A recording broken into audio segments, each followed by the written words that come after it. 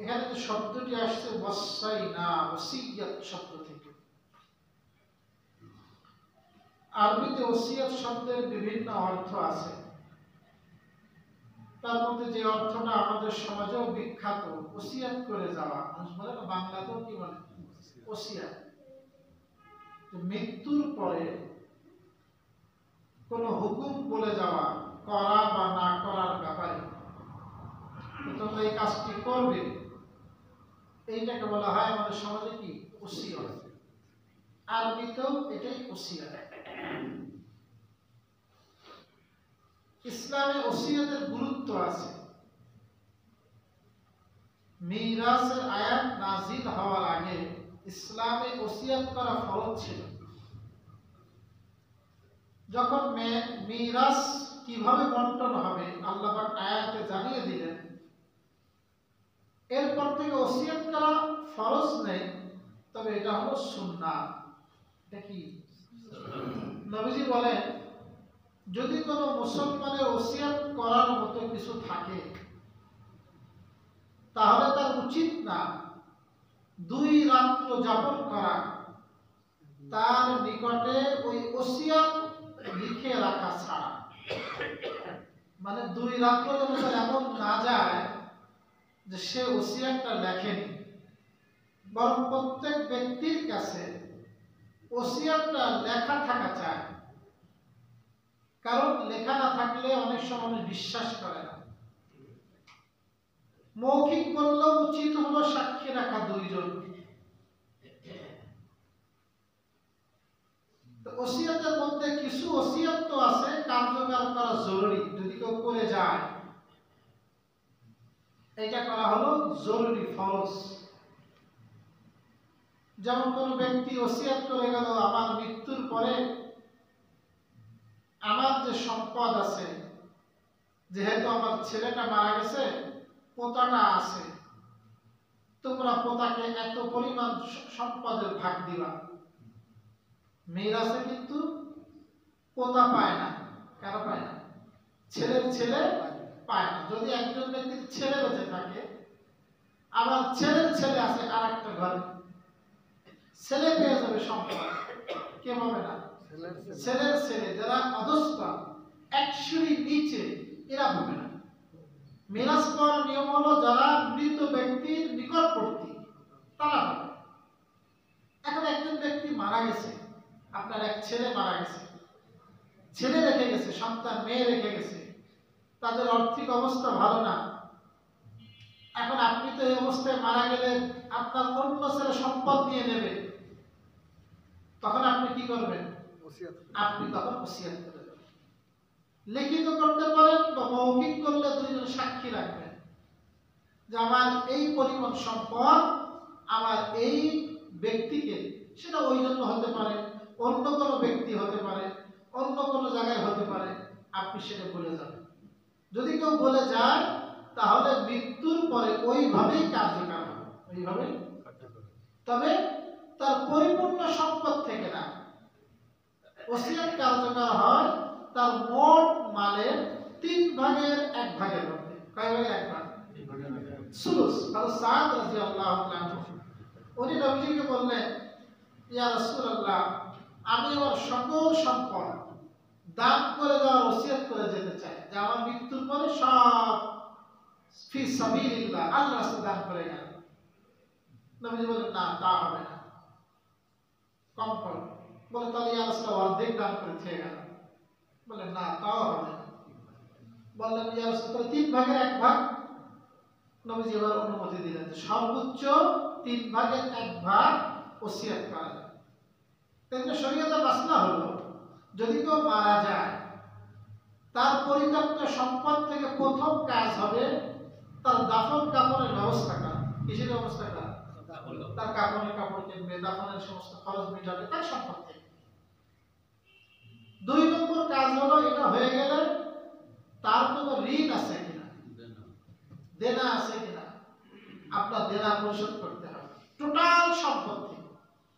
এরকম যদি হয় দেনা শোধ করতে করতে আপনার টোটাল সম্পদ শেষ হয়ে গেছে, আরো থাকবে, তাহলে কিছুই পাবে না। ছেলে মেয়ে কিছুই পাবে না। দেওয়ার পরে যদি কিছু থাকে সেটা বন্টন হবে, এটা 2 নম্বর। 3 নম্বর হলো তার ওসিয়ত কার্যকর করা হবে। তার মোট সম্পদের 3 ভাগের 1 ভাগ থেকে কি কার্যকর হবে? ওসিয়ত। এই 3টা কাজ করার পরে যদি টাকা পয়সা জমি জমা থাকে, এরপরে যারা উত্তরাধিকারী আছে তারা পাবে, এর আগে। বুঝতে পারছেন ভাই? ওসিয়ত কার্যকর হবে সর্বোচ্চ কতর মধ্যে? 3 ভাগের 1 ভাগ। আবার এই ওসিয়ত যারা মিরাস পায়, যেমন আপনি মারা গেলে আপনার স্ত্রী মিরাস পায়, আপনারা মিরাসকে কি বলেন?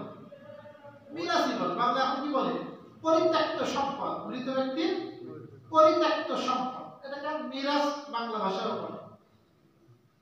তো যারা যারা আপনি মারা গেলে মিরাস পাবেন, তাদের জন্য যদি আপনি ওসিয়ত করে যান, ওই ওসিয়ত আবার কার্যকর হয়। ওই ওসিয়ত কি হয় না?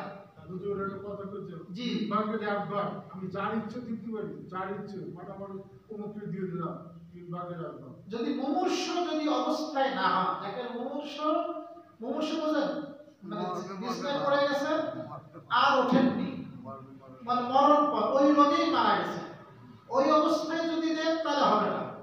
আর ওই অবস্থা ছাড়া যদি আপনি দেন, যারে দেন যেখানে দেন, ওটা কাজে দেবে। আপনার সম্পদের মালিক আপনি, যেভাবে দেন সেভাবে কাজে দেবে, এটা কোনো সমস্যা।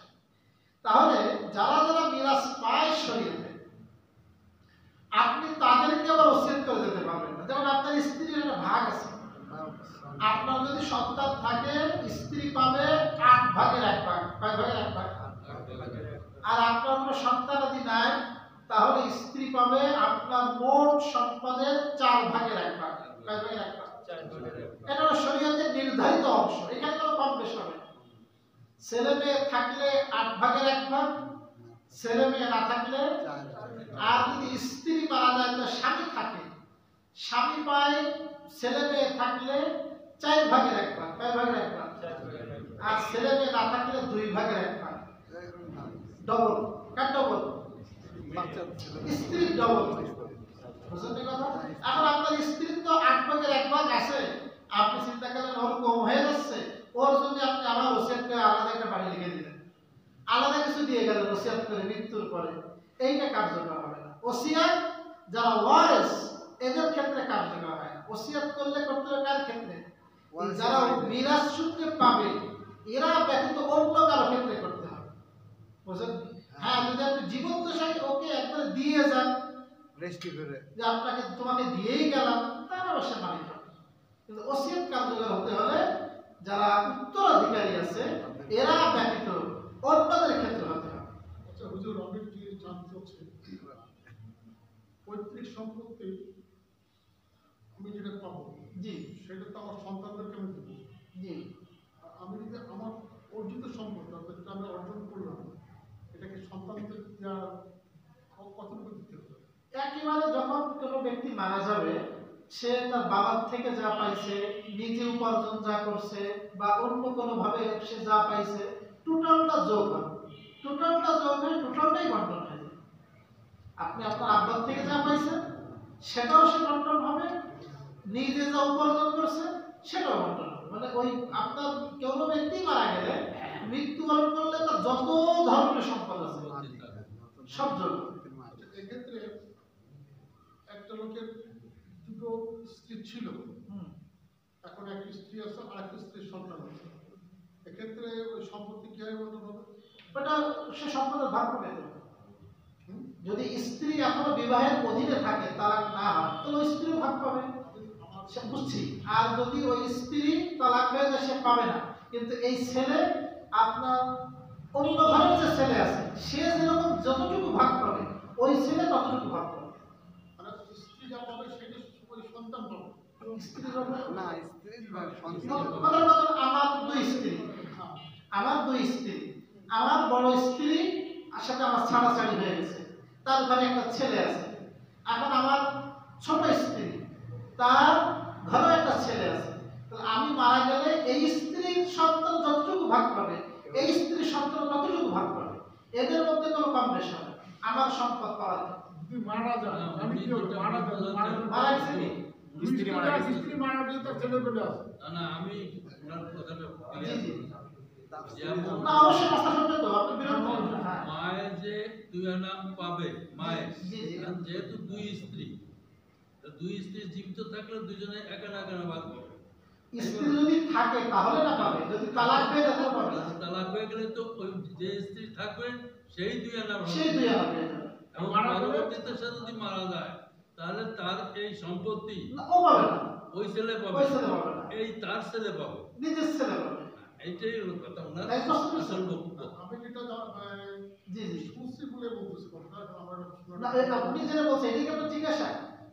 আমার জিজ্ঞাসা হচ্ছে যে তালাকপ্রাপ্ত স্ত্রী জি সন্তান সে যে অংশটুকু পাবে অপর স্ত্রীর সন্তানটাকে সমপরিমাণ পাবে না সমপরিমাণ, সমপরিমাণ, একেবারে সমপরিমাণ।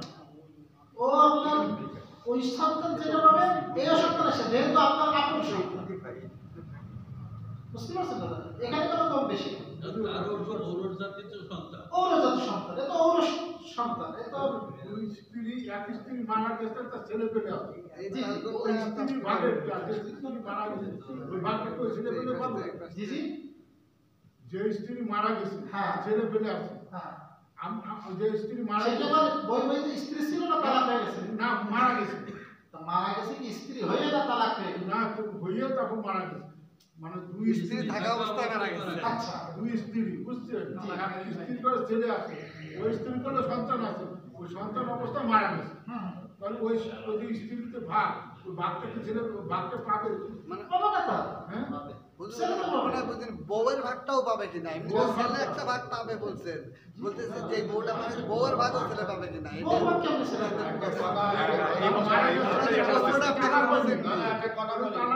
আপনারা সবাই করলে উনিও তার উত্তর দিতে পারবেন। জানা তো দরকার।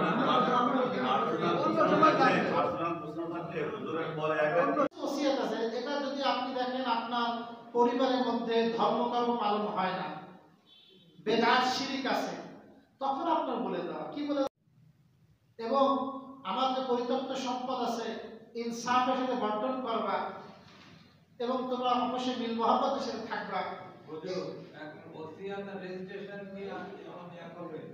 ওসিয়তের রেজিস্ট্রেশন তো মালিক বানাই দিলেন। ওসিয়ত যদি করে যান কোনো ব্যক্তি, এখন আমাদের সমাজে জমি জমার ক্ষেত্রে রেজিস্ট্রেশনের মাসলা আছে, জমি জমার ক্ষেত্রে রেজিস্ট্রেশনের মাসলা আছে, আর কৃষির ক্ষেত্রে রেজিস্ট্রেশন লাগে না, যেগুলো আপনার স্থানান্তরিত করা যায়। তা এই জন্য যদি যেগুলো জমি জমা সংক্রান্ত আছে এগুলো তো আপনার যদি সাক্ষী থাকে সেভাবে করে দিয়ে যান তখন সেভাবে তা কার্যকর হবে।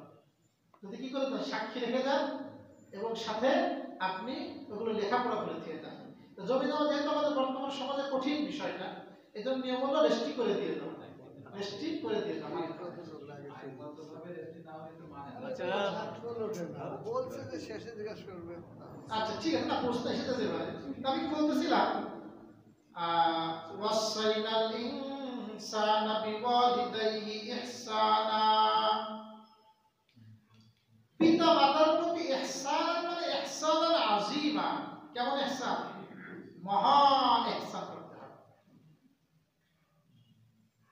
হাদিসের মধ্যে আসছে রাসূল কারীম সাল্লাল্লাহু আলাইহি ওয়াসাল্লাম বলেন, আলা আদুল্লুকুম আলা আকবারিল কাবায়ের, আমি কি তোমাদেরকে বলে দিব সবচেয়ে বড় কবিরা গুনাহ কি? তো নবীজি বলেন এক নম্বরে আল ইশরাকু বিল্লাহ, আল্লাহর সাথে শরীক করা, এটা হলো এক নম্বর। আর দুই নম্বরই হলো উকুকুল ওয়ালিদাইন, পিতামাতার নাফরমানি করা, পিতামাতার অবাধ্য হওয়া, পিতামাতার অসদাচরণ করা, তাদের প্রতি বিরক্ত ভাব আনয়ন করা, উফ বলা, বিরক্ত হয়ে কি বললাম কি এইভাবে বিরক্তি প্রকাশ করা, এইটা হলো আপনার নিষেধ।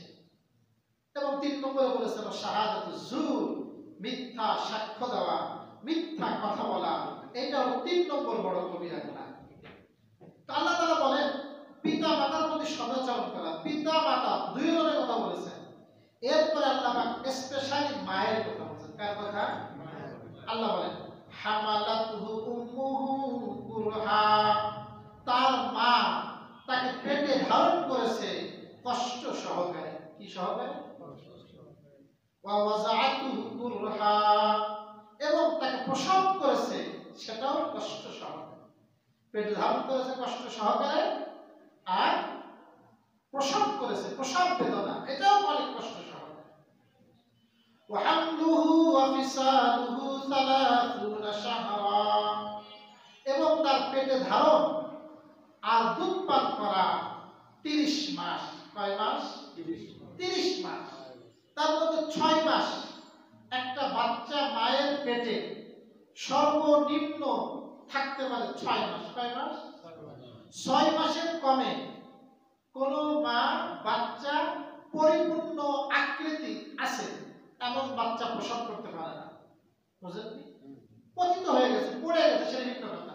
পরিপূর্ণ হাত পা সবকিছু থাকবে, এটা হতে গেলে সর্বনিম্ন কয় মাস? 6 মাস। আর দুধ পান করার মেয়াদ হলো 2 বছর। কয় বছর?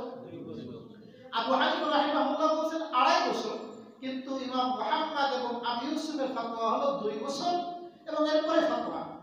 আবু হানিফা সতর্কতা বলেছেন, যেহেতু দুধ পানের সাথে অনেক কিছু সম্পর্ক, কেউ যদি 1 ফোঁটা দুধ পান করে তার সাথে বৈবাহিক সম্পর্ক হারাম হয়ে যায়, সে সন্তান হয়ে যায়।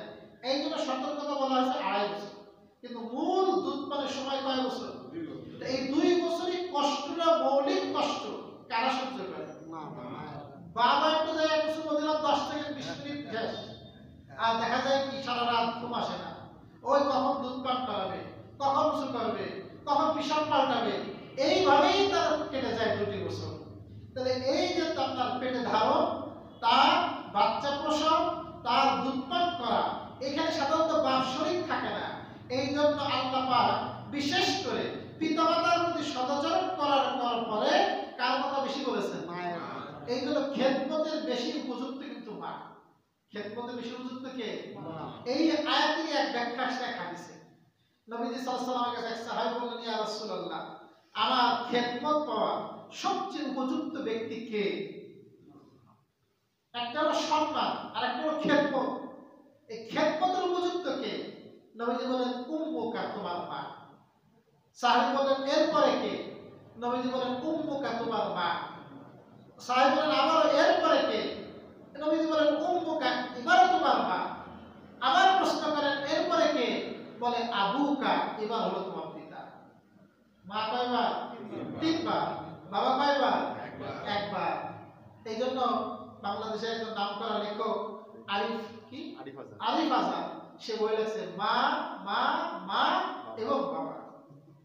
এই হাদিসের উনি করছেন, ওর মধ্যে সুন্দরভাবে চমৎকারভাবে এই বিভিন্ন মায়েদের খেদমতের ঘটনা তিনি আনছেন। বইটা আপনারা সকলে পড়তে পারেন, খুব চমৎকার বই, মা মা মা এবং বাবা, বাংলা। তো যাই হোক, তাহলে এখানে যে আল্লাহ রাসূল 3 বার মায়ের কথা বলেছেন, যেহেতু 3 বারে 3 কাজে কেশ থাকে একক মা, এই জন্য আল্লাহ পাক স্পেশালি কার কথা বলেছেন? মা। এখানে একটা মাসলা শোনেন, এখানে আল্লাহ তাআলা বললেন পেটে বাচ্চা সর্বনিম্ন কয় বছর? কয় মাস? 6 মাস।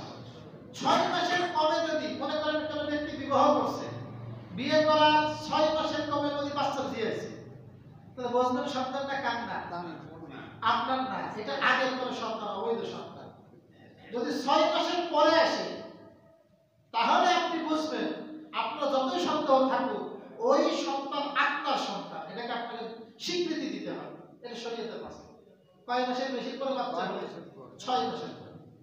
হযরত আলী রাদিয়াল্লাহু তাআলা একটা ঘটনা আছে তাফসীরে, এই ঘটনা এখানে হযরত উসমান রাদিয়াল্লাহু তাআলা শাসনামলের ঘটনা। ওনার শাসনামলে এক মহিলার বাচ্চা হয়েছে বিয়ের 7 মাস পরে। কয় মাস? 7 মাস পরে বাচ্চা হয়েছে। মাস কত হয়? 9 মাস 10 মাস পরে। 7 তো 9 মাস হয় না, 9 মাস 8 মাসের পরে হয়। 7 মাসে বাচ্চা হয়েছে, এটা তো সম্ভব না। উসমান রাদিয়াল্লাহু তাআলা ফয়সালা দিলেন, তাহলে অবৈধ সন্তান। অবৈধ সন্তান যখন পেটে আছে, তার শাস্তি কি? মৃত্যুদণ্ড, রাজম, পাথরের হাতে মৃত্যু। উনি ফয়সালা দিলেন, তোমার শাস্তি হলো মৃত্যুদণ্ড। কে ফয়সালা দিলেন? উসমান রাদিয়াল্লাহু তাআলা। সংবাদ পৌঁছে গেল হযরত আলীর কানে। কার কানে?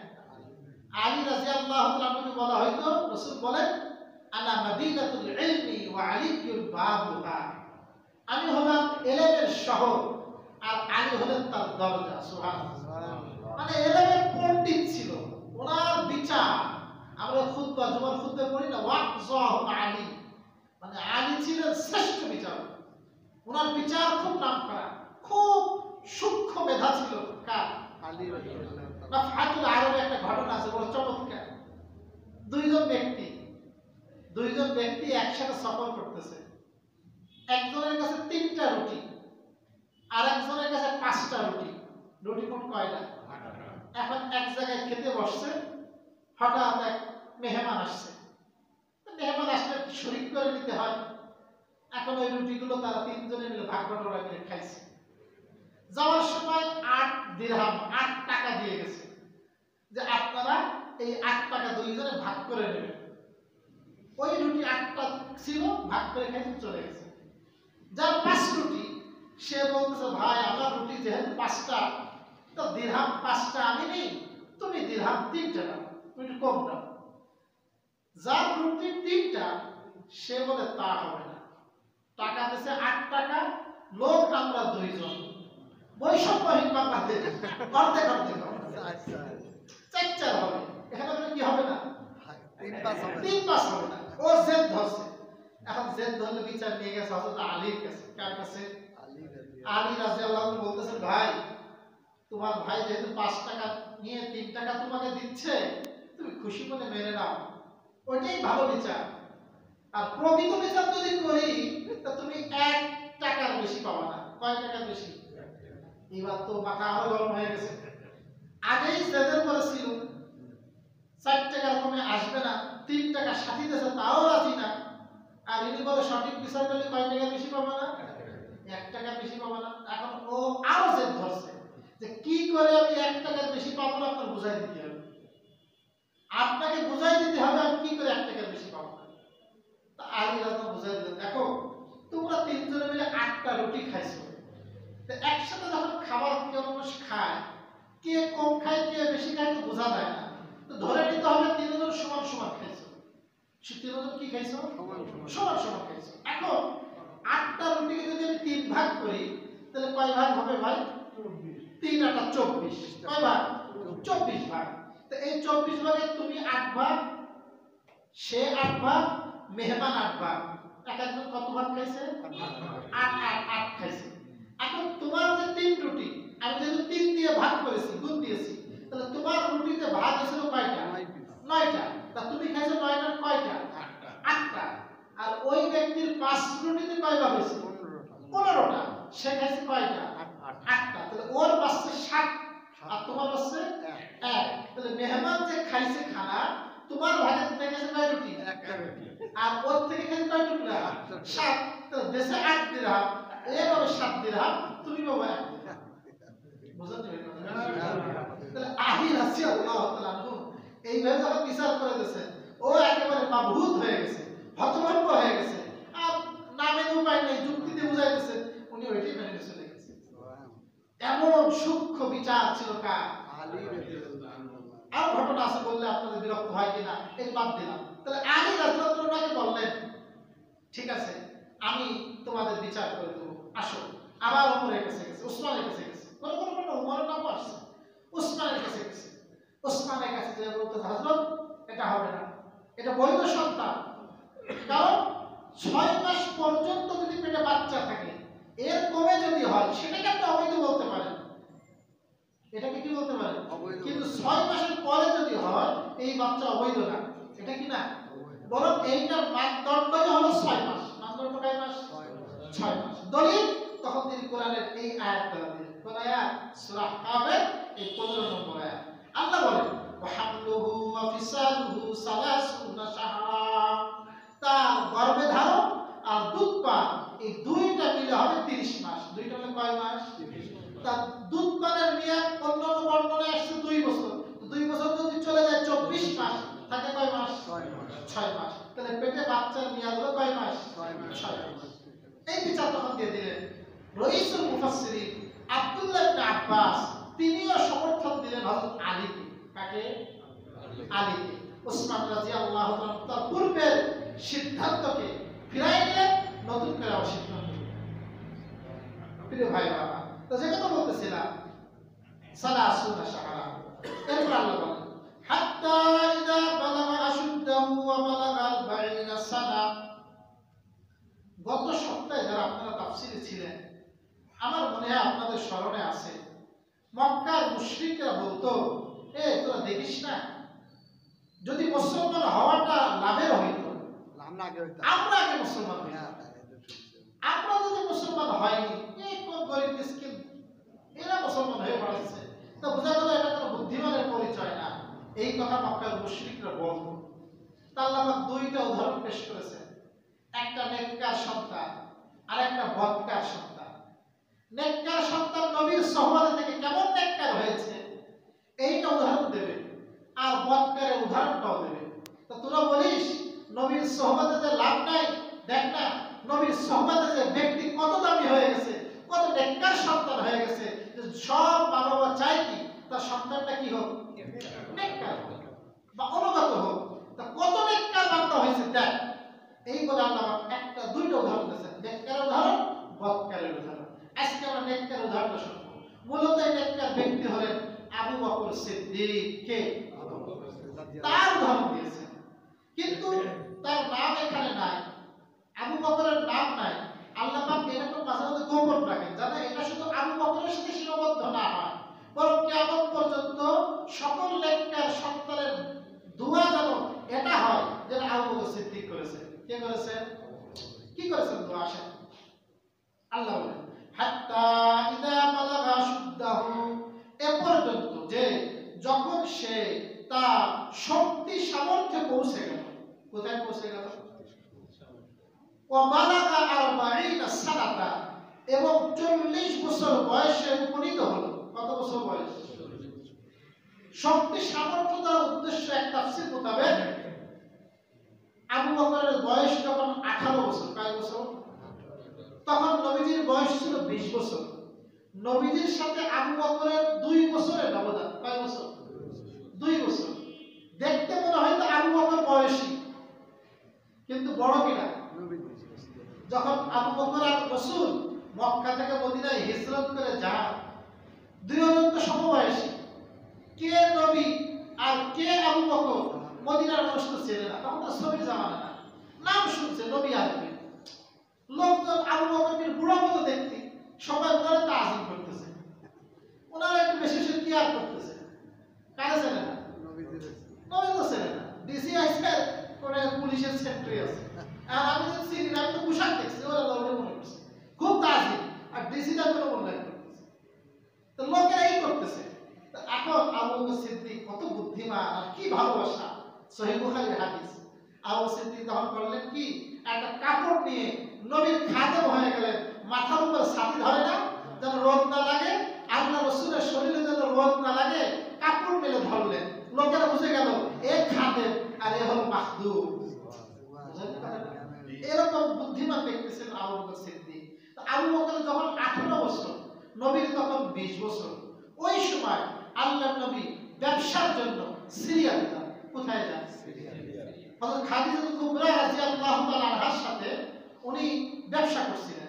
এটাকে বলা হয় মুজারাবার ব্যবসা। কিসের ব্যবসা? একজনের মাল আর একজনের শ্রম। একজনের মাল, খাদিজার মাল, নবীজির শ্রম। তো এই দুইজন যখন সিরিয়াতে ব্যবসায় যান, ওই সময় আবু বকর রাসূলের আখলাক দেখে অভিভূত হয়ে যান। তখন তো এই সিদ্ধান্ত নেন সবসময় আমি নবীর সাথেই থাকবো। এরপর থেকে সবসময় কিন্তু আবু বকর কার সাথে ছিলেন? নবীজির সাথে ছিলেন। এমনকি যখন ওনার বয়স 40 বছর হলো, কার বয়স? আবু বকরের বয়স। কার বয়স? আবু বকরের বয়স। ওনার যখন 38 বছর আবু বকরের, তখন তিনি মুসলমান হয়ে গেছে। কে মুসলমান হয়ে গেছে? আবু বকর। প্রাপ্তবয়স্ক পুরুষদের মধ্যে সবার আগে মুসলমান হয়েছে কে? আবু বকর। আবু বকর। ছোটদের মধ্যে আলী, মেয়েদের মধ্যে খাদিজা, মেয়েদের মধ্যে গোলামদের মধ্যে যায়েদ। 4 শ্রেণী। কিন্তু সিরিয়াল দিলি সবার আগে 1 নম্বর হলো খাদিজা, 1 নম্বর কে? 2 নম্বরে হলো আলী, 2 নম্বর, 3 নম্বর হলো যায়েদ রাসূলের পালক পুত্র, 4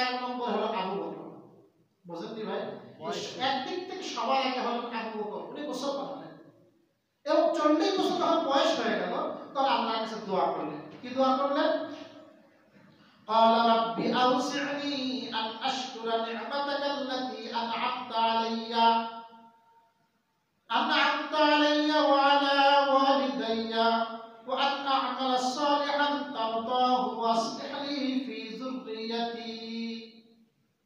قال তিনি বললেন রব্বি, ও আমার প্রতিপালক, আউজি'নি, আমাকে তুমি তৌফিক দাও, আন আশকুরা নি'মাতাকা, যেন আমি আপনার নিয়ামতের শুকর আদায় করতে পারি। কি করতে পারি? আপনি যত বাহ্যিক নিয়ামত আমাকে দিয়েছেন, আল্লাতী আন'আমতা আলাইয়া, আমার উপরে কত নিয়ামত। একজন মানুষের উপর আল্লাহর নিয়ামত কম, অসংখ্য, অগণিত, ওয়াইন তাউদ্দু, গণনা যদি করো লা তুহসিহা, তুমি আয়ত্ত করতে পারবো আমরা তো? কত প্রকার নিয়ামতের মধ্যে আল্লাহ পাক আমার আপনাকে ডুবাই দিয়েছে। আলহামদুলিল্লাহ। তো আল্লাহ তাআলা বলেন, উনি আবু বকর দোয়া করতেছেন, আল্লাহ তুমি আমার উপরে যে নিয়ামত রাজি দান করেছো, আপনি আমাকে তৌফিক দেন, আমি যেন সেই নিয়ামতের শুকর আদায় করতে পারি। নিয়ামত কি করতে পারি? কারণ আল্লাহ পাক যখন কাউকে নিয়ামত দেয় আর ওই নিয়ামতের শুকর আদায় না করে, আল্লাহ পাক সেই নিয়ামতকে ছিনিয়ে নেন, তাকে আযাব দেন, শাস্তি দেন। এজন্য আমাকে দায়িত্ব কি? নিয়ামতের কি করা? শুকর আদায় করা। সেই শুকরও তো তৌফিক লাগে, সেইটা দেন। ওয়ালা ওয়ালিদাইয়া, এবং যেই নিয়ামত আপনি দিয়েছেন আমার পিতামাতার উপরে। কার উপরে? পিতামাতার উপরে কি নিয়ামত দিয়েছিলেন? আল্লাহ পাক তার পিতামাতাকেও ইসলাম ধর্ম গ্রহণ করার তৌফিক দিয়েছিলেন। আবু বকরের মা, আবু বকরের একমাত্র ব্যক্তি, তিনি মুসলমান, তার মা বাবা মুসলমান, তার ছেলে আব্দুর রহমান মুসলমান, তার ছেলের ছেলে আতিক সেও মুসলমান। কয় পুরুষ? উপরের পুরুষ, নিচের পুরুষ, তার নিচের পুরুষ, 4 পুরুষ। এরা সব মুসলমান হয়েছে। আবু বকরের পরিবারের গোটা পরিবার মুসলমান হয়েছে। এরকম নবীর অন্য কোনো সাহাবীর মধ্যে পাওয়া যায় না। বা মুসলমান ছেলে কাফির, এরকম অসংখ্য ঘটনা আছে। তো এই যে আমি মুসলমান হইলাম, আমার পিতা মাতা বুড়া বয়সে আবু কুহাফা মুসলমান হইল, আল্লাহ শুকর আদায় করার তৌফিক দাও। ওয়া আন আ'মালা সালিহান তারদাহু, আর আপনি আমাকে নেক কাজ করার তৌফিক দেন, যে না নেক কাজ আপনি সন্তুষ্ট। আপনি কি বাহ্যিকভাবে খুব ভালো কাজ করলাম আর আল্লাহ যদি অসন্তুষ্ট হয়, তো বাহ্যিকভাবে যত ভালো কাজ করি, যত তাহাজ্জুদ পড়ি, যত লোক দেখানো ইবাদত করি, ওর কোনো চাইনা না মূল্য আছে আল্লাহর কাছে। আর যদি আমার কাজটা আল্লাহ খুশি থাকে, সারা দুনিয়া যদি শত্রু হয়ে যায়, সারা দুনিয়া যদি দুশমন হয়ে যায়, আমার কোনো ক্ষতি আছে? কোনো ক্ষতি নেই। এই জন্য বলতেছে আল্লাহ এমন আমল করার তৌফিক দাও, যে আমল শুধু বাহ্যিক সুন্দর না, তুমি যে আমলের প্রতি সন্তুষ্ট আছো। ওয়াসলিহ লি ফি যুররিয়াতি, এবং আমার সন্তান সন্ততিকেও আল্লাহ তুমি ইসলাম ধর্ম গ্রহণের তৌফিক দাও। আল্লাহ দোয়া কবুল করছে। আর আসলে শাব্দিক অর্থ হলো সংশোধন করে দাও আমার সন্তান সন্ততিকে, ভালো করে দাও। ইন্নী তুবতু ইলাইকা, আমি আল্লাহ তোমার কাছে প্রত্যাবর্তন করছি। ওয়া ইন্নী মিনাল মুসলিমিন, আর নিশ্চয় আমি আত্মসমর্পণকারীদের অন্তর্ভুক্ত। কার পক্ষ থেকে? আমি আত্মসমর্পণকে, মুসলমান অর্থ কি? কি করি? আত্মসমর্পণকারী। আল্লাহ আমিও মুসলমান, আমার সন্তানদেরকেও তুমি মুসলমান হিসেবে কবুল করে নাও। আল্লাহ তাআলা আমাকে আপনাকে শিক্ষা দিয়েছেন, আমি আপনিও যেন সিদ্দিক আকবরের মতো আল্লাহর কাছে দোয়া করি। কার কাছে দোয়া করি? আল্লাহ তাআলা আমাদের প্রতি যত নিয়ামত রাজি দান করেছেন, আল্লাহ তোমার সকল নিয়ামতের শুকর আদায় করি। আল্লাহ তুমি সকল প্রতিটি কাজ তোমার সন্তুষ্টি মোতাবেক করার তৌফিক দান করো। আল্লাহ আমাদের সন্তান সন্ততিদেরকেও আল্লাহ তুমি কবুল করে নাও। আমিন। ওয়া আখিরু দাওয়ানা আলহামদুলিল্লাহি রাব্বিল আলামিন।